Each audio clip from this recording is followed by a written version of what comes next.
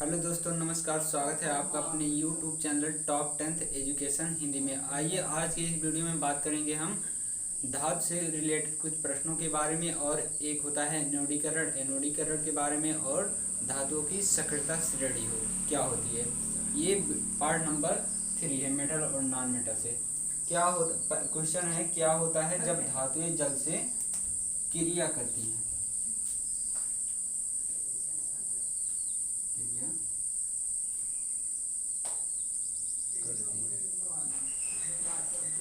क्या होता है जब धातुएं जल से क्रिया करती हैं, तो देखिए इसका आंसर क्या होगा। धातु प्लस जल क्या बना लेगा, धातु हाइड्रोक्साइड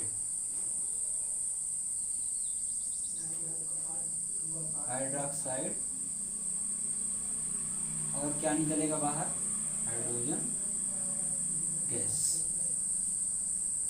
जो चीज बाहर निकलती है उसके लिए सिंबल जो है हम ये लगाते हैं, ये तीर ऊपर की तरफ रहेगा। इसका मतलब हो जाएगा कि गैस है और वो गैस बाहर की तरफ निकल रही है। अब धातु प्लस जल मिलकर क्या बना लेगा, धातु हाइड्रोक्साइड प्लस हाइड्रोजन गैस। इसके उदाहरण की बात करें तो इसका उदाहरण हो जाएगा, मान लीजिए हम यहाँ पे ले लेते हैं पोटेशियम ले लिया हमने, पोटेशियम प्लस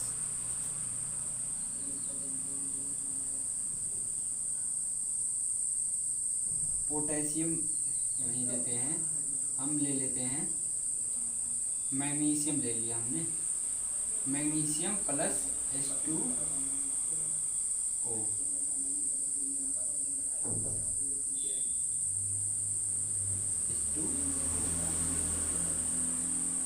गिव्स आउट। इसको देखिए, मैंने यही है HOH यानी कि H2O है, इसको मैंने केवल ऐसे तोड़ के लिख दिया है, OH और H लिख दिया है, बस कुछ किया नहीं है मैंने, H और OH लिख दिया है। Mg जब इससे क्रिया करेगा इसका इतना भाग केवल इसमें शामिल होगा, तो क्या बना लेगा ये MgOH का whole twice plus hydrogen gas. इसी प्रकार यहाँ पर आप कैल्शियम भी ले सकते हैं। अब आइए बात करते हैं आगे हम। अगला क्वेश्चन क्या है, अगला क्वेश्चन ये है, क्या होता है जब सोडियम तथा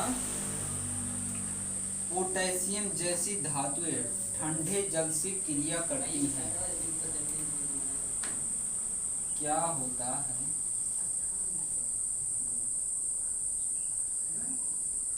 होता है जब सोडियम तथा पोटेशियम जैसी धातुएं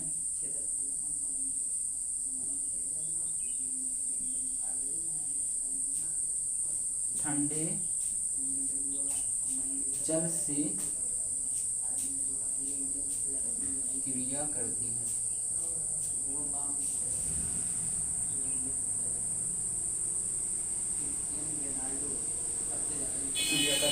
अब जब इसमें जल की बात आ गई है और धातु भी आ गया है, तो जब धातु जल से क्रिया करेगा तो श्योर सी बात है कि धातु हाइड्रोक्साइड बनाएगा। अब बात करते हैं इसमें इसे स्पेशल क्यों पूछा है। जब सोडियम तथा पोटेशियम जैसी धातुएं कह रहा है ठंडे जल से क्रिया करती हैं, तो इसके कहने का मतलब ये है, इसमें आंसर जो बनता है यह एक, जब ये सोडियम तथा पोटेशियम ठंडे जल से क्रिया करती हैं तो ऊष्मक्षेपी अपक्रिया कहलाती है। ऊष्मक्षेपी अपक्रिया होती है। ऊष्मक्षेपी का मैंने आप लोगों को बताया था, वीडियो नंबर 2 में बताया था मैंने कि ऊष्मक्षेपी जो अपक्रिया होती है उसमें ऊष्मा का क्या होता है, उत्सर्जन होता है। तो इसमें भी क्या होगा, ऊष्मा का उत्सर्जन होगा। तो और इसमें जो सोडियम तथा पोटेशियम भाग लेते हैं वो सॉलिड स्टेट में रहते हैं। सोडियम और हाँ, हम जानते हैं कि अधिकांश धातुएं जो होती हैं सॉलिड स्टेट में ही पाई जाती हैं।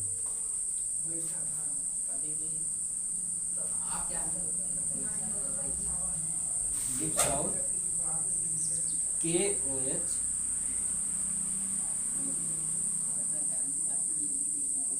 KOH प्लस हाइड्रोजन गैस, और यहाँ पे हम लिख देंगे ऊष्मा छेपी। सोडियम जल से जब क्रिया करेगा तो क्या हो जाएगा, यहाँ पे सोडियम यहाँ पे NaOH रहेगा, सॉरी यहाँ पे हम ध्यान देंगे, यहाँ पे क्या रहेगा दोस्तों, NaOH। सोडियम सॉलिड स्टेट में है और ये भी क्या है, जल जो है लिक्विड स्टेट में है, और NaOH तथा H2 गैस प्राप्त होगा। और जो NaOH रहेगा, जो NaOH रहेगा इसमें वो, इसका मतलब यहाँ पे देखिए जल है और ठोस, जब क्रिया करेगा एकदम से ठोस तो हो नहीं जाएगा, इसका मतलब ये कुछ ना कुछ इसमें जल की मात्रा रहेगी, अर्थात क्या कहलाएगा, ये जलीय विलयन होगा, एक्वस फॉर्म यानी कि जलीय विलयन होगा। इसी प्रकार से हम यहाँ पे पोटेशियम भी ले सकते हैं, पोटेशियम भी सॉलिड स्टेट में रहेगा, जब क्रिया करेगा KOH बनाएगा, KOH या NaOH जो कि क्या है, क्षार है। OH निगेटिव जहाँ पे आपको जुड़ा मिले तो समझ लीजिए वहाँ पे क्या है, क्षार है। अब जिनको स्क्रीनशॉट लेना हो दोस्तों ले सकते हैं, इसके बाद हम आगे बात करेंगे। अगला क्वेश्चन है इसमें, क्या एल्युमिनियम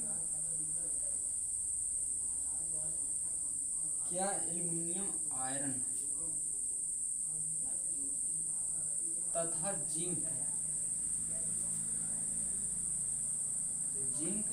जडियन को जिंक कहते हैं, Fe को आयरन कहते हैं, Al को एल्युमिनियम कहते हैं, तथा जिंक जैसी धातुएं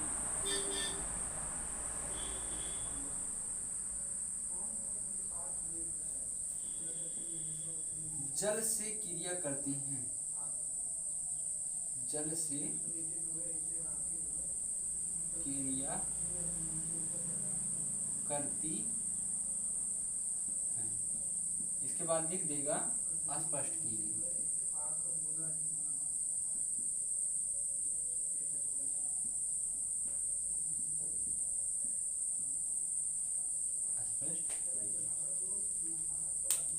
क्या एल्युमिनियम आयरन तथा जिंक जैसी धातुएं जल से क्रिया करती हैं, स्पष्ट कीजिए। तो इसका आंसर क्या बनेगा, एल्युमिनियम आयरन तथा जिंक जैसी धातुएं जल से ना ही ठंडे जल से क्रिया करती हैं और ना ही गर्म जल से, किंतु ये भाप से जरूर क्रिया करती हैं, और भाप से क्रिया करके धातु ऑक्साइड बनाती हैं, इसके बाद हाइड्रोजन गैस को निष्कासित करती हैं। तो आइए अब क्रिया को हम देखते हैं। एल्युमिनियम यहाँ पे मैंने ले लिया और ये हो गया आपका जल, भाप की अवस्था में रहेगा। क्रिया करा देंगे, इसका Al2O3 aluminium oxide plus H2, aluminium oxide plus क्या बन गया, H2 बन गया। अब इसको हम बैलेंस करते हैं। बैलेंस करने के लिए क्या करना पड़ेगा, यहाँ पे 2 एल्युमिनियम है, पहले यहाँ पे 2 एल्युमिनियम लगा देते हैं। 2 एल्युमिनियम हो गया, 2 एल्युमिनियम, 1 ऑक्सीजन है, यहाँ पे 3 ऑक्सीजन है, तो यहाँ पे क्या लगाएंगे 3, 3 दूनी 6, और यहाँ पे लगा देंगे 3 हाइड्रोजन। तो ये क्या हो गया, धातु ऑक्साइड हो गया। इम्पॉर्टेंट है, जितने भी क्वेश्चन लिखवाए जा रहे हैं सबके सब क्या है दोस्तों, इम्पॉर्टेंट ही हैं। अब जब यहाँ पे जिंक क्रिया करेगा, जडियन प्लस H2O, ये भी क्या रहेगा, भाप से ही क्रिया करेगा। भाप से जब क्रिया करेगा क्या बना लेगा, जडियन O। इसे क्या कहते हैं दोस्तों, मैंने बताया था इसके पहले वाले वीडियो में, एल्यूमिना। अगर पूछ लेता है एल्यूमिना किसका अयस्क है, तो क्या बताएंगे, एल्युमिनियम का एल्यूमिना का सूत्र Al2O3, यहाँ पे क्या निकल जाएगा, हाइड्रोजन गैस। अब जड़ियनों को जिंक ऑक्साइड कहते हैं और जिंक ऑक्साइड इसका अयस्क के रूप में क्या नाम होता है, जिंकाइड।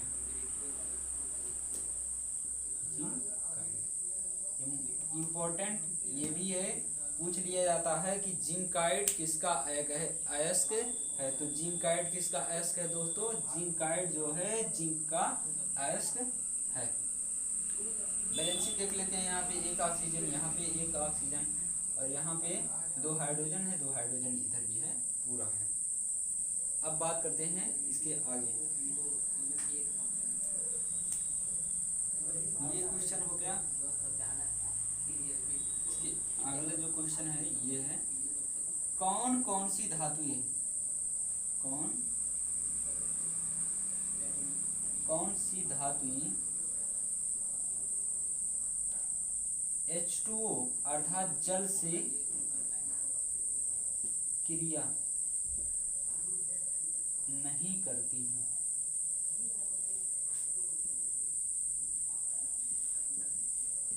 पूछ लिया जाता है कौन कौन सी धातुएं जल से क्रिया नहीं करती हैं। तो सबसे पहला नाम लेड, क्या हो जाएगा, लेड। और दूसरा नाम कॉपर, तीसरा नाम सिल्वर, चौथा नाम एयू ओरम पढ़ा जाता है जिसका मतलब होता है गोल्ड। तो ये 4 उदाहरण आपके हो गए, कॉपर हो गया, लेड हो गया, सिल्वर हो गया और एयू ओरम हो गया। ये जो है जल से क्रिया नहीं करती है। आप इतना नोट कर लीजिए, इसके बाद आगे बात करते हैं। अगला क्वेश्चन क्या है,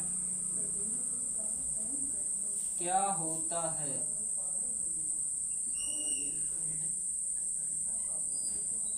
जब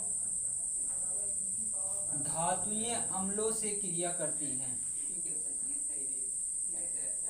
धातुएं अम्लों से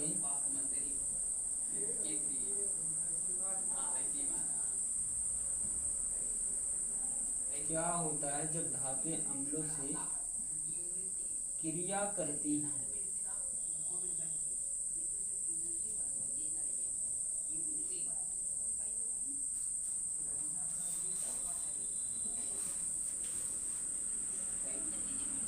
क्या होता है जब धातुएं अम्लों से क्रिया करती हैं, तो इसका आंसर क्या बनेगा, धातु जब अम्ल से, हमेशा आप जान लीजिए जब धातु अम्ल से क्रिया करेगी तो लवण बनेगा और हाइड्रोजन गैस बनेगा।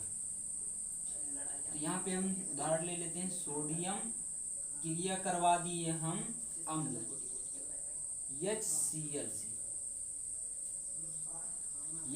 HCl से करवा दिए, क्या बन जाएगा NaCl plus H2 gas, hydrogen gas बन जाएगा। यहाँ पे 2 लगा दीजिए और यहाँ पर भी और यहाँ पर भी, तो 2Na plus 2HCl gives out क्या बन जाएगा, 2NaCl प्लस हाइड्रोजन गैस। अब जिनको स्क्रीन शॉट लेना हो ले सकते हैं, इसके बाद हम अगले क्वेश्चन के बारे में बात करेंगे। अगला क्वेश्चन जो है हमारा, क्या होता है जब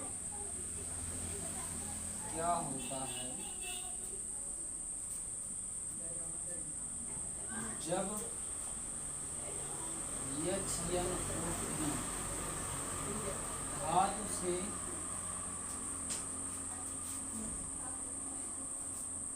क्रिया करती है,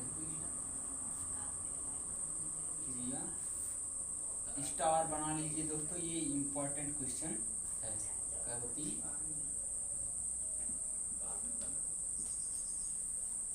जब HNO3 को आप लोग जानते ही होंगे, HNO3 क्या है, अम्ल है। अभी मैंने बताया जब ये HNO3 यानी कि अम्ल जो है धातु से जब क्रिया करते हैं, कोई भी अम्ल हो जब धातु से क्रिया करते हैं तो क्या बनाते हैं, हाइड्रोजन गैस तथा लवण बनाते हैं। किंतु इसमें देखिए क्या बनता है, ये जो है प्रबल आक्सीकारक है। HNO3 क्या है? प्रबल आक्सीकारक है। जैसे ही ये HNO3 यानी कि धातु से क्रिया करेगा, जब नाइट्रिक अम्ल जब धातु से क्रिया करता है तो धातु ऑक्साइड बना देता है। इसके बाद खुद नाइट्रस ऑक्साइड या नाइट्रिक ऑक्साइड में या नाइट्रोजन डाइऑक्साइड में परिवर्तित हो जाता है तथा हाइड्रोजन गैस को रिप्लेस कर देता है। उदाहरण देखते हैं इसका।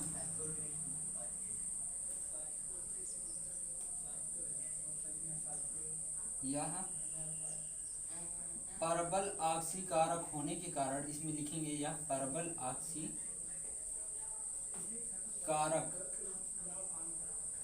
होने के कारण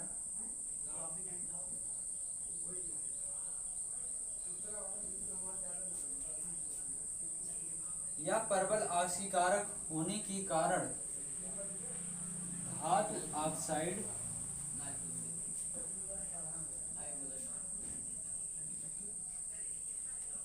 धातु ऑक्साइड बनाता है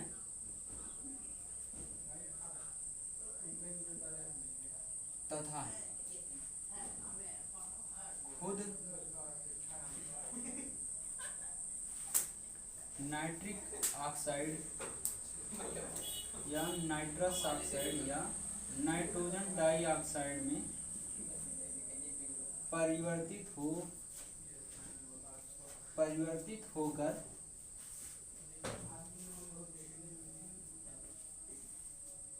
हाइड्रोजन गैस देता है।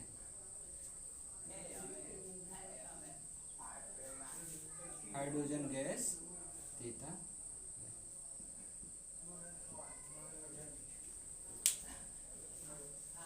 ये बहुत इम्पोर्टेंट, यहाँ पे क्वेश्चन मार्क नहीं रहेगा। ये बहुत इम्पोर्टेंट आपका क्वेश्चन है। क्या होता है जब HNO3 धातु से क्रिया करती है? तो इसमें लिखेंगे जब HNO3 धातु से क्रिया करती है तो प्रबल आक्सीकारक गुण रखने के कारण यह धातु जो हम लिए रहते हैं उसको धातु ऑक्साइड में परिवर्तित कर देता है और खुद नाइट्रिक ऑक्साइड या नाइट्रस ऑक्साइड या नाइट्रोजन डाइऑक्साइड में परिवर्तित होकर हाइड्रोजन गैस देता है। अब इसका उदाहरण हम लेते हैं। अब इसके लिए उदाहरण हम लेते हैं सोडियम प्लस HNO3। सोडियम जब नाइट्रिक अम्ल से क्रिया करता है तो वह धातु ऑक्साइड यानी कि Na2 यहाँ पे बनाएगा प्लस NO2 हम बना लेते हैं और हाइड्रोजन गैस बैलेंस कीजिए आप इसको।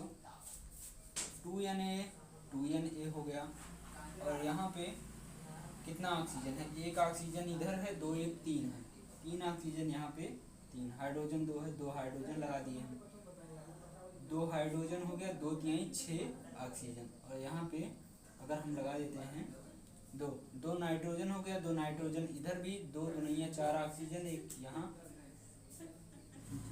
यहाँ पे जो लिखा गया है H2 गैस देता है, यहाँ पे क्या होगा H2O बनाता है, H2O लिख लेते हैं यहाँ पे। सोडियम जब नाइट्रिक अम्ल से क्रिया करता है तो धातु ऑक्साइड अर्थात सोडियम ऑक्साइड तथा नाइट्रोजन डाइऑक्साइड गैस तथा जल बनाता है। यहाँ पे देखिए 4 ऑक्सीजन, फिर 1 ऑक्सीजन यहाँ पे, 1 ऑक्सीजन यहाँ पे, 6 ऑक्सीजन उधर हो गया, 2 3 6 ऑक्सीजन। अब आपका क्या है? ये बराबर है। सॉरी दोस्तों, यहाँ पे थोड़ा सा मिस्टेक हो गया था, यहाँ पे H2O होना चाहिए था जबकि मैंने H2 लिख दिया था, वो गलती से लिख दिया था। अब आप लोगों को आई होप ये आप लोगों को समझ में आ गया होगा। अब इसके आगे बात करते हैं हम। इसके आगे क्या है देखिए, एक्वारेजिया आप लोगों ने सुना होगा। एक्वारेजिया क्या होता है इसके बारे में हम जानते हैं।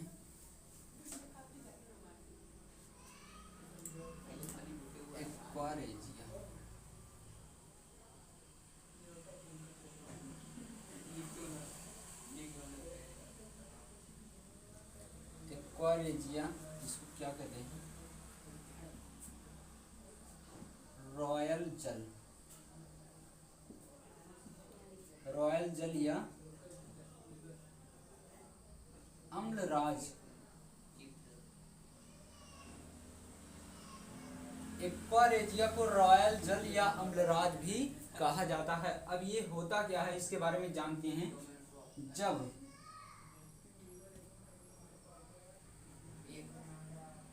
जब 3:1 के अनुपात में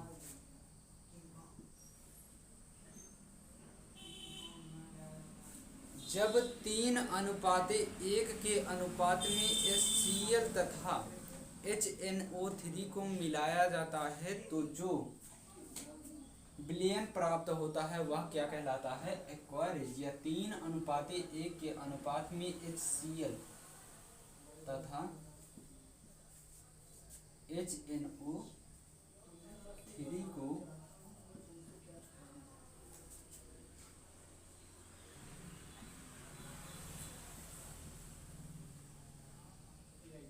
HNO3 को मिलाया जाता है। जब 3:1 के अनुपात में HCl तथा HNO3 को मिलाया जाता है तो एक्वारेजिया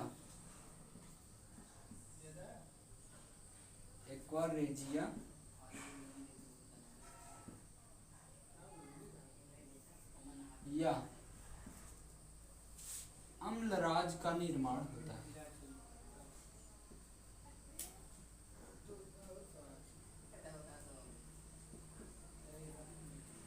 अम्लराज का निर्माण। अब आइए समझ लेते हैं। कई बार क्या होता है,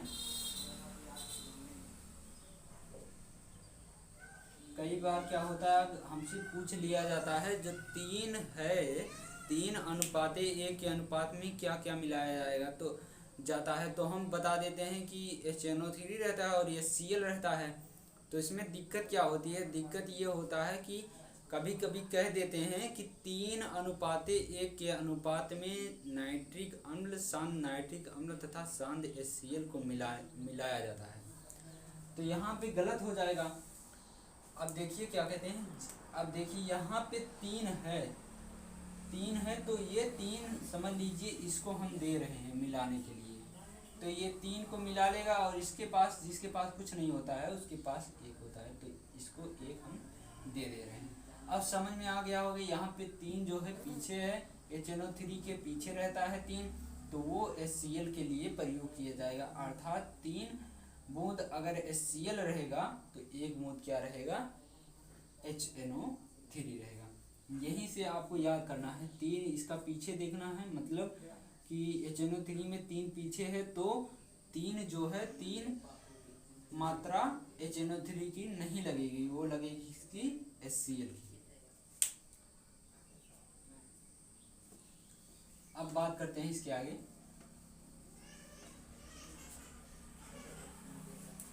एनोडीकरण,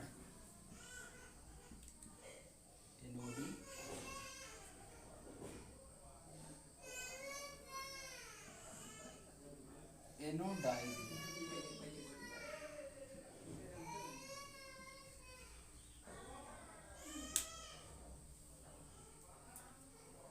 एनोडीकरण या एनोडाइजिंग क्या होता है इसके बारे में हम जानते हैं।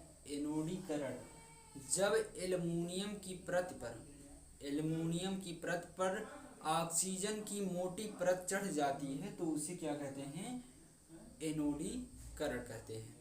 अर्थात धातु की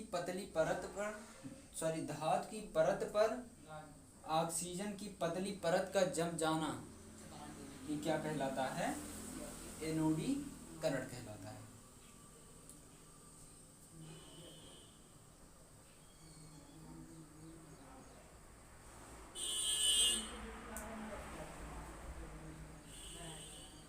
एनोडीकरण के बारे में हम समझते हैं। एल्युमिनियम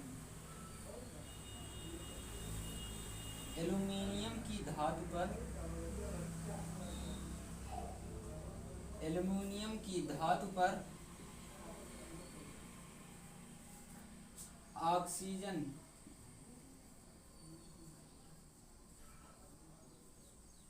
ऑक्सीजन की पतली परत का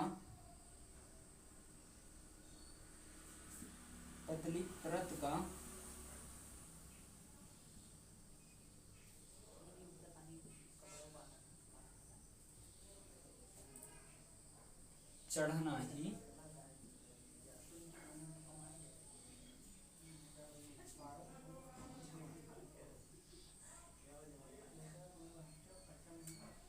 ही क्या कहलाता है?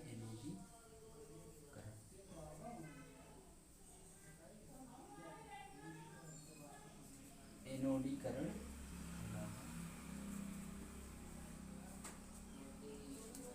सिंपल सी बात है, एल्युमिनियम की छड़ पर या कोई भी चीज हो, एल्युमिनियम की छड़ हो, मान चाहे जो भी हो, उस पर ऑक्सीजन की पतली परत जब चढ़ जाएगी वही क्या कहलाएगी? एनोडाइजिंग क्रिया। या किसकी उपस्थिति में होती है? तो यह H2SO4 की उपस्थिति में होता है। एनोडाइजिंग क्रिया क्या होती है? H2SO4 की उपस्थिति में कराया जाता है। इसमें हम H2SO4 को एक पात्र में लेते हैं, इसके बाद एल्युमिनियम की छड़ को उसमें डालकर वैद्युत अपघटन कराया जाता है। क्या कराया जाता है दोस्तों? वैद्युत अपघटन कराया जाता है। वैद्युत अपघटन में जो एल्युमिनियम की छड़ पर जो ऑक्सीजन आकर एकत्रित होती है, वही क्या होती है प्रक्रिया? एनोडाइजेशन यानी कि एनोडीकरण होती है। एनोडीकरण से एल्युमिनियम की परत का जो होता है क्षरण होता है वो बंद हो जाता है, यानी कि एक तरह से समझ लीजिए एनोडाइजिंग प्रक्रिया जो होती है वो एल्युमिनियम को संक्षारण से बचाने के लिए होती है। एनोडाइजिंग की स्पेलिंग याद रखिएगा। अब इसके बाद बात करते हैं हम आगे, जिनको इसकी साइड लेना हो ले सकते हैं। चलिए बात करते हैं आगे।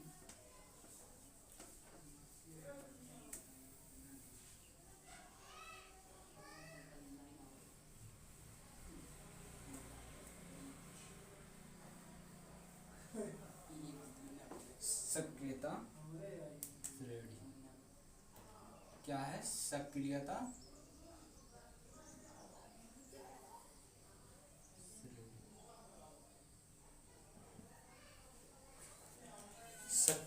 श्रेणी में परिभाषा लिखाने की आप लोगों को ज़रूरत नहीं है, वैसे भी याद हो जाएगा। तो इसके लिए परिभाषा में हम क्या कहेंगे? देखिए, धातुओं को उनकी क्रियाशीलता के घटते हुए क्रम में रखने पर जो श्रेणी प्राप्त होती है वही क्या कहलाती है? धातुओं की सक्रियता श्रेणी कहलाती है।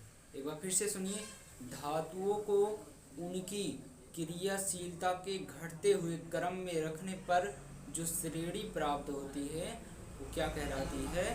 धातुओं की सक्रियता श्रेणी कहलाती है। आपके NCERT बुक में कौन कौन सी धातुएं दी गई हैं उनके बारे में हम चर्चा करते हैं। तो सबसे पहले कौन सी धातु है? पोटेशियम है, दूसरा है सोडियम है, तीसरा कैल्शियम है, चौथा क्या है? चौथा मैग्नीशियम शायद है,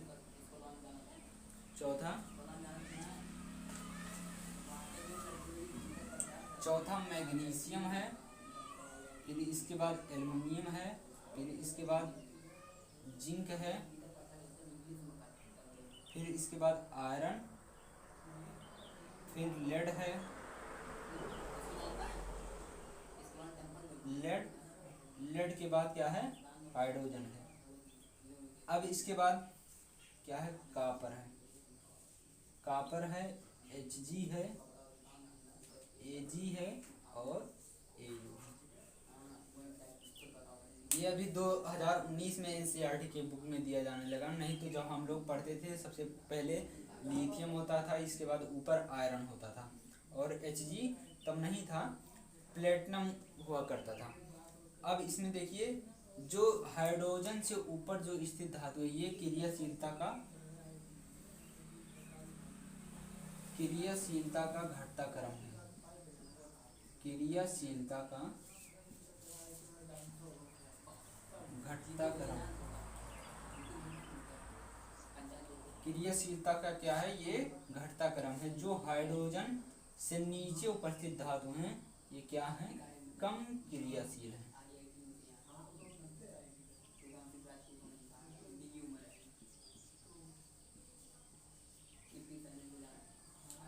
पारा क्या है, पारा द्रव धातु है। पूरी आवर्त सारणी में एक ऐसा तो है पारा जो कि कमरे के ताप पर द्रव अवस्था में पाया जाता है। इसके बाद हम लोग अगले वीडियो में चर्चा करेंगे। तब तक के लिए जय हिंद, वंदे मातरम। मिलते हैं अगले नेक्स्ट वीडियो में।